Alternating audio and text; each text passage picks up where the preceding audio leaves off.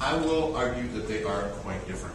I guess I took away my picture of the brain and the whole spinal cord and all that wonderful stuff from neuroanatomy, if you guys remember that, pain pathways. In any case, let me just say that the pain relief effect is in one set of the spinal cord and brain.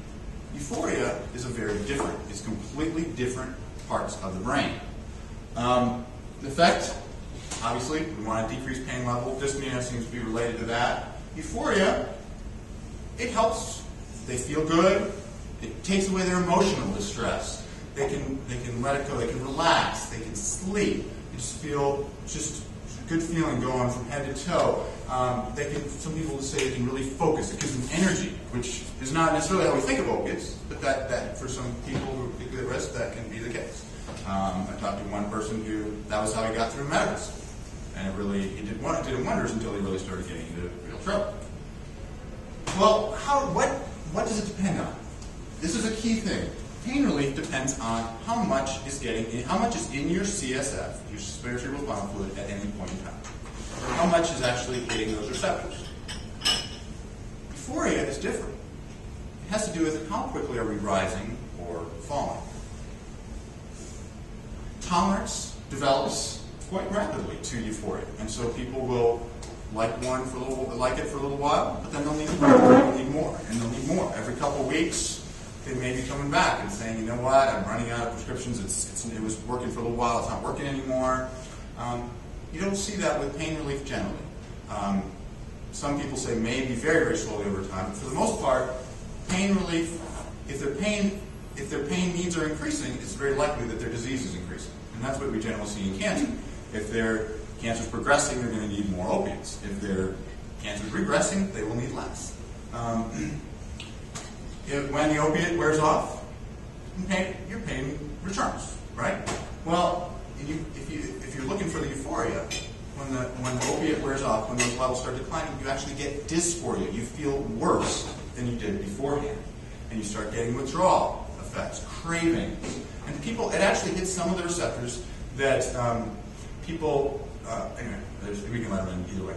Sorry, I was going to let them in the back way, but this is fine. And people actually feel like they're dying. They actually are,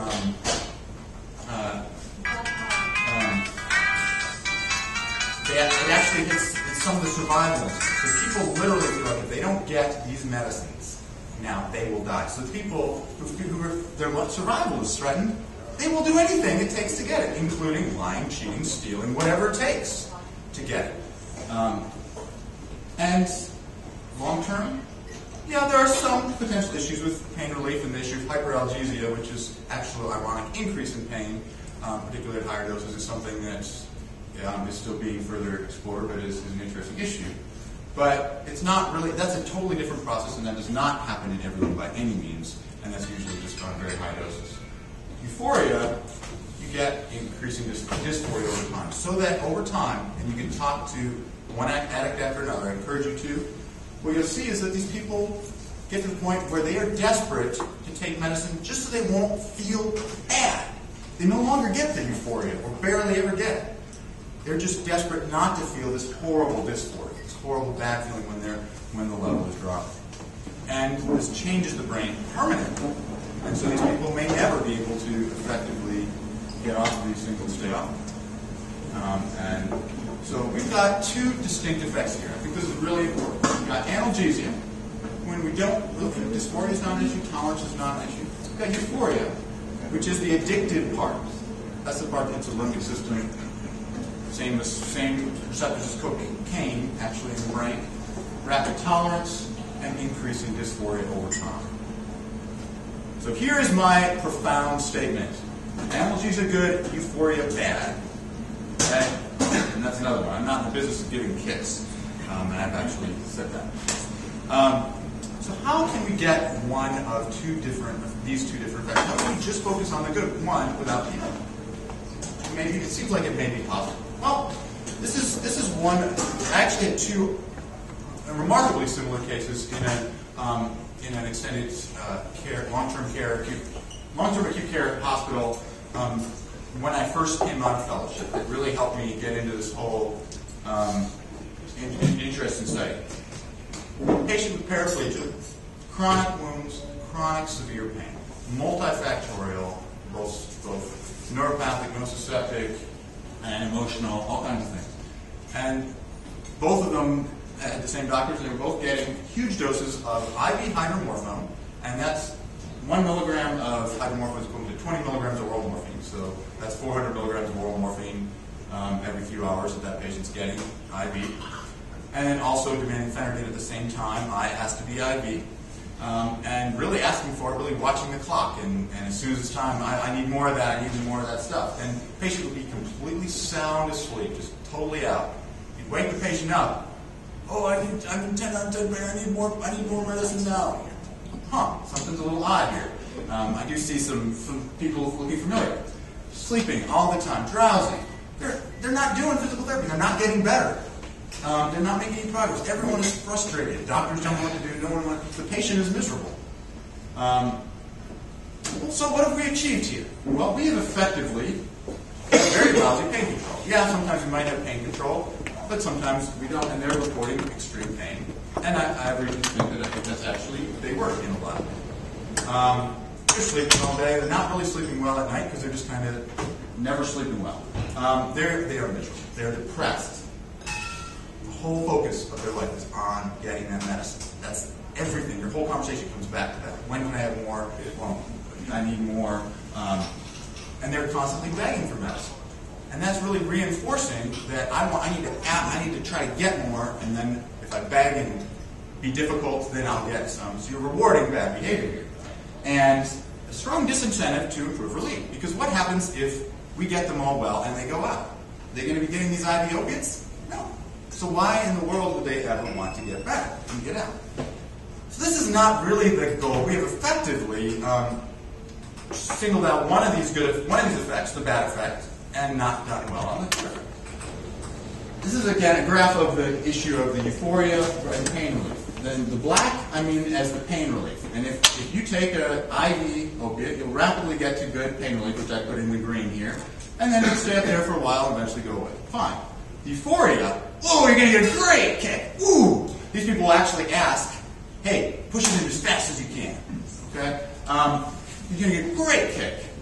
But then, over time, and this of course becomes worse over time, you feel bad when it's wearing off. So, oh wait, I need more. And it won't last them, it happens before the pain relief is not necessarily even gone. A slower onset of oral medicine, they're not going to like as much. It's not going to give them as fast an onset. It's not going to give them as much euphoria. But, that's okay. Put them on a sustained release opiate, you can keep them in a decent pain range, and they're not going to get significant euphoria or dysphoria. So what did I do? First of all, I said, give me a little time. Now, I'm in a hospital setting, but give me some time to work on it. Sometimes I've said 8 days, sometimes I've said several weeks, whatever the time frame is, but it's been going on for a long time. Give us some time, give us a try. I ended up stopping the IV opiates and the IV phentermine, and put the patient on an extended release form of morphine, gave a very low dose of PRN oral morphine, relatively low, partly just because the calculations, the conversions are not identical or not exact.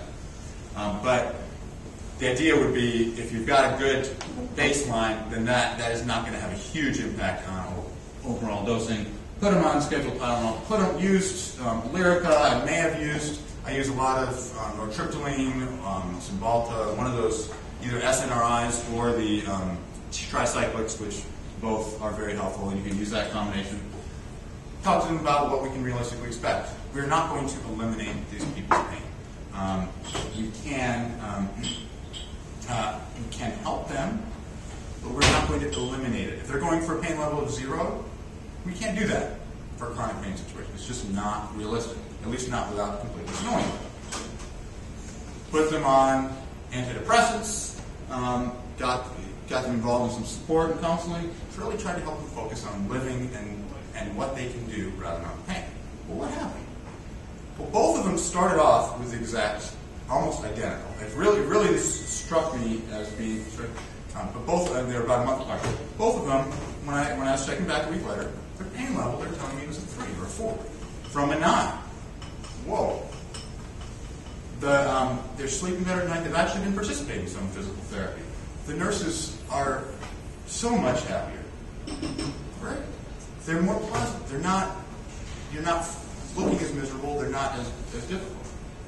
But what happened? Well, Doc, I know you really care about me. I know you mean well. But I want to go back. Okay? Why? Well, I don't get the kick I'm used to. I don't get the rush I'm used to. And in the brain, the good effect is highly associated with the opiate. The bad effect is not. And so they're not realizing that it's actually making them worse. In this case, one of them, and I talked to him at length, and he ended up saying, "Thank you so much, Doc. No thanks, but no thanks." I signed off the case and went back to whatever. The other one ended up saying, okay, well, I'm going to give it a try. And he ended up being discharged. I didn't follow him long term, but I got him some and at least I think he had a reasonable chance of doing better. So interesting.